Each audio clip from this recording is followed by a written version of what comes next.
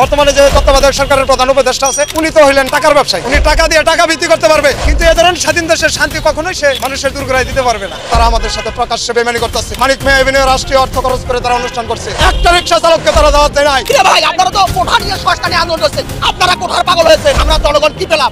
দাঁত ভাঙা জবাব আপনাকে দেওয়া হবে। স্বপ্ন দেখতেছেন আগামী দিনে আমরা প্রেসিডেন্ট হব, আগে ইংলিশ শিখুন, আগে ভাওয়াল শিখুন, ইংলিশের ওয়ার্ড শিখুন, তারপরে আপনারা রাজনীতিতে আসেন। আগামী 13 মার্চ বাংলাদেশে কি করা হয়েছে জাতিসংঘের চেয়ারম্যানের কাছে স্মারকলিপি আকারে জানিয়ে দেব। ছাত্র ভাইরা যে আমাদের সাথে জনগণের সাথে যে ধোঁকাবাজি করবে আমরা তো জানি না। তারা শুধু উদাসীনতার মতো তারা আমাদের উন্নয়নের স্বপ্ন দেখাচ্ছে। এই 7 মাসে যদি 1700 লোক গুম হয়ে থাকে, এই দ্রব্যমূল্যের ব্যাপারে কথাটা কে বলতে চাচ্ছে? মানুষের দ্রব্যমূল্য যে মানুষের ক্রয় ক্ষমতার মধ্যে নাই, এই জন্য কিন্তু মানুষ আন্দোলন করতেছে না।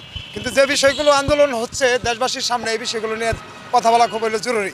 আমি কথা বলতে চাই অপারেশন ডেভিল হান্ট নিয়ে।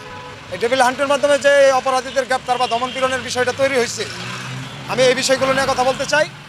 এখন বর্তমানে যে ধরনের মানে অপরাধীদের যে ধরন দেখা যাচ্ছে, তাতে করে এই ডেভিল হান্টের মাধ্যমে এই সমাজকে সুরক্ষা দেওয়া কোনো মতেই সম্ভব না। তার কারণ হলো একটি স্বাধীন দেশের 54 বছর মেরুকরণ চেঞ্জ হয়ে গেছে। যে ব্যক্তিকে বর্তমানে উপদেষ্টা বানানো হয়েছে, যে স্বপ্ন নিয়ে তাকে এই দায়িত্ব দেওয়া হয়েছে, তিনি সম্পূর্ণ পুরোপুরিভাবে এই দায়িত্বে ব্যর্থ হয়েছেন। আজকে দ্রব্যমূল্যের ক্রয় ক্ষমতা বলেন, রাস্তাঘাটে যে চুরি ছিনতাই, এগুলো তো মনে করেন খবরের লেখতে লেখতে অস্থির হয়ে যাচ্ছে। আমার মনে হয় যে রাত্রে যারা ডিউটি অফিসার তাদের লাইন ধরে এই চুরি ছিনতাই আর ডাকাতির মামলা নিতে হচ্ছে। তো এভাবে যদি এই আইন শৃঙ্খলার অবনতি করতে থাকে, তাহলে আপনি দ্রব্যমূল্যের যে ক্রয় ক্ষমতার বাহিরে চলে গেছে, এই কথাটা বলবেন কোন সময়? এই সময়টাই তো আমাদের বলার তো কোনো সময়ই হচ্ছে না। এখন আমরা কি নিয়ে কথা বলবো? দর্শন নিয়ে বলবো, খুন নিয়ে বলবো? আজকে ব্যাপারে যে এই যে ঘুমের ব্যাপারে 1752 জন এই কয়দিনে ঘুম হয়েছে। আপনি মাসে কত পড়ছে আপনি হিসাব করেন তো? এই কি দ্রব্যমূল্যের সাথে এই ঘুম মূল্য কি কম নাকি মনে করছেন? এই 7 মাসে যদি 1700 লোক গুম হয়ে থাকে, তো এই দ্রব্যমূল্যের ব্যাপারে কথাটা কে বলতে যাবে? এখন আইন শৃঙ্খলার যে অবনতি হয়েছে, বর্তমানে যে তত্ত্বাবধায়ক সরকারের প্রধান উপদেষ্টা আছে উনি তো হইলেন টাকার ব্যবসায়ী। উনি টাকা দিয়ে টাকা বৃদ্ধি করতে পারবে, কিন্তু এ ধরনের স্বাধীন দেশের শান্তি কখনোই সে মানুষের দূর করে দিতে পারবে না। তার কারণ হলো যে এখানে যে জিনিসটা দরকার ছিল উনি পুরোপুরি বরক্ত হয়েছেন, এখানে উনি ওটা আনতেই পারেননি। এই যে ডেভিল হান্ট দিচ্ছে অপরাধী, আপনি দৈনিক গড় অপরাধী বানায় আপনি কয়জনকে গ্রেপ্তার করবেন? এ ধরনের অপারেশন দিনে আইন শৃঙ্খলা বাহিনী আরও বিতর্কিত হয়ে যাবে। আমরা যে পুলিশের যে মনোবলটা দেখছিলাম, আস্তে আস্তে পুলিশের মনোবল ভেঙে পড়ছে। তার কারণ পুলিশ তো কোনো সুনাম অর্জন করতে পারতেছে না। সব দিক থেকে যদি অপরাধী তৈরি করে শুধু পুলিশকে আপনি বলেন যে আইন শৃঙ্খলা রক্ষাকারী বাহিনী রক্ষা করবে, তাহলে তো ওরা তো রক্ষা করতে পারবে না। এই কয়দিন পরে তো তাদের নিজেদেরকে রক্ষা করার অস্তিত্ব নিয়ে এই একটা সমস্যা তৈরি হবে। কারণ এই ধরনের এভাবে যদি অপরাধের ধরন বেড়ে যায়, বৃদ্ধি পায়, গুণ খুম হত্যা রাহাজানি, দর্শনের ব্যাপারে মেয়েরা কি বলতেছে? রাষ্ট্র তুই দর্শক, রাষ্ট্র কি তুই দর্শক। দেখেন আমার এই যে বয়স হোক, দর্শন কি জিনিস আমরা এগুলো বুঝি না, কিন্তু এই রাষ্ট্রে বসবাস করে এই রাষ্ট্রই নাকি দর্শক। এই যে লজ্জাজনক কথা, এগুলো লজ্জাজনক কথা। যারা বর্তমানে ক্ষমতা রয়েছেন, এই যে গতকালকে পেপারে দেখলাম যে স্বরাষ্ট্র উপদেষ্টার কুশপুত্তলিকা দাহ, আপনারা বিষয়গুলো দেখছেন কি দেখছেন না সেটা আমি জানি না। বিষয়টা হচ্ছে মেয়েরা বিড়ি খাওয়া নিয়ে। আমি আশ্চর্য হয়ে যাই। একটি জাতির সভ্যতা, এই যে সামাজিকতা, এই যে আমাদের পারিবারিক বন্ধন, এই যে আমাদের মানবতা ছিল, এগুলো আজকে কোথায় গেল? এ নিয়ে কেউ কোনো কথা বলতেছে না। তারা শুধু উদাসীনতার মতো তারা আমাদেরকে উন্নয়নের স্বপ্ন দেখাচ্ছে। ওই আমাদের প্রধান উপদেষ্টা বলতেছে ডিসেম্বরের মধ্যে নির্বাচন দিয়ে দেওয়া, মানে আগামী ডিসেম্বরের মধ্যে নির্বাচনে আশা করা যায়। কিন্তু কয়েকদিন আগে আমরা দেখলাম কি যে নির্বাচন কমিশনার যে ভোটার তালিকা হালনাগাদ করছে, এটাই সঠিক না। তো এখন দেখেন যাদের সংস্কার করবার দিচ্ছে তারা হলে এই 54 বছরে এই রিক্সা চালকদেরকে ঠকাইছে। এই রিক্সা চালকদেরকে তারা 54 বছর ঠকায়া পরিকল্পিতভাবে তাদের 40 তারা পুরা করছে। ওই যে আপনি বদিউল আলম মজুমদার বলেন, উনি কিন্তু গরিব না, গুলশানে ভাগ করে নিছে আর আমার জন্য রাখছে পদ্মার চরে 2 কাঠা, তারপরেও আমি ওটা পাই না। ওটা আল্লাহর রাস্তায় নিতে হয়। এই ধরনের কথা আমরা রিক্সা চালকেরা যখন বলবো, এখন আমাদের মধ্যে কি ঢেলে দেওয়া হয়েছে বুঝছেন? আগুনে ঘি ঢেলে দেওয়া হয়েছে। গত বছর রিক্সা চালকদের একটা সিস্টেম ছিল, এই অটোর এই ধরনের একটি রায় দিয়ে বর্তমানে সমস্ত রিক্সা পরিবারে আগুন লাগিয়ে দেওয়া হয়েছে। আমরা দ্রব্যমূল্য কিনবো, আমরা তো খাইতেই পারতেছি না। আমরা তো দুবেলা যে খাইতেছি, অনেকেই দুবেলা করে না, একবেলা রাস্তা একবেলা করে। ঘটনা বুঝছেন? আমরা কি দ্রব্যমূল্যের কথা বলবো? আমার রিক্সা চালকের অবস্থা দেখেন তো। এই একটা শহরে এভাবে যদি 3 চাকার বৃদ্ধি পায়, এখানে রাস্তায় যে ধরনের যানজট তৈরি হয়, এর মধ্যে আবার আন্দোলন। এখানে যানজট বিশৃঙ্খলার জন্য যেখানে নগরবাসী অতিষ্ঠ, সেখানে রাস্তা বন্ধ করে আন্দোলন করা হয়। আপনারা কয়দিন আগে একটা দৃশ্য দেখলেন, এই ছাত্ররা কি 7 মাসে রিক্সা চালকদের জন্য কোনো কর্মসংস্থান তৈরি করছে? তারা যখন আন্দোলন হয়েছিল ওই সময় আমরা রাস্তায় দেখলে ডাকতো, ওই মামা আসেন, গুলি খাইছে, তাড়াতাড়ি ইমার্জেন্সি হাসপাতালে নিতে হইব। এখন ওই মুড়ে মাইক লিয়ে খারাইছে, ওই মামা এখানে দাঁড়ানো যাবে না, ভাগেন। কথা কি বুঝছেন? এই বৈষম্যের কথা কে বলবে?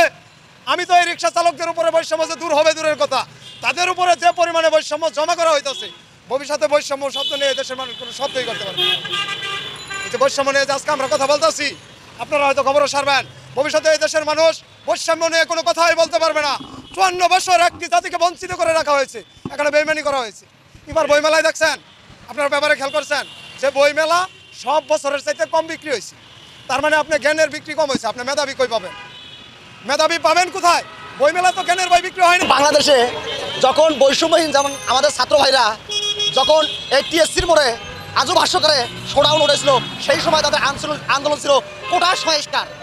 যে কোটা সংস্কার নিয়ে আমরা সবাই বৈষম্যহীন, যারা কোঠায় আছে তারা সবারই চাকরি হয়, আমরা শিক্ষিত স্টুডেন্ট, আমাদের কেন চাকরি হয় না?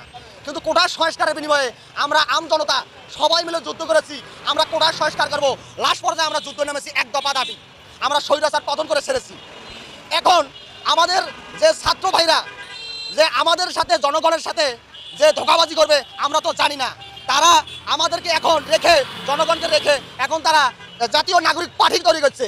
এই জাতীয় নাগরিক পার্টি এখন আমি জানতে চাই, ছাত্র ভাইরা এরা তো নিজেই চলতে পারে নাই, আর এই যে মানিক এভিনিউর মধ্যে যে জনসভা যে স্রোতের ঢল দেখলাম, এই টাকাগুলার খরচ এদের ব্যয়বহুল কে করতেছে? আমরা তো একজন 24-এর আন্দোলন বীর মুক্তিযোদ্ধা, আমরা তো পরিচয় পেলাম না। আর ঢাকা ভার্সিটির মধ্যে শতকরা 99% ছিল আওয়ামী লীগ, ছাত্রলীগ, যুবলীগ, পুলিশ থানার বাসের হেল্পার। আর এখন আমরা যুদ্ধ করার পরেও দেখি টিএসসির মধ্যে আমরা যখন যাই, ছাত্র সামনে করা লক্ষ লক্ষ ছাত্রের মাঝে ইফতার পার্টি দেয়, কিন্তু আমাদের চান্স দেয় না, স্টেটুকু ব্রেক করতে দেয় না। আর কিছু কিছু জায়গায় দেখতেছি যে আওয়ামী লীগ পুলিশ ছিল, ছাত্রলীগ ছিল, যুবলীগ ছিল, আমাদের রিস্কায় টায়ারে যে স্ক্রুপ দিয়ে আমাদের ঘুঁতে মেরেছিল, গাড়ি ঘটাইছিল।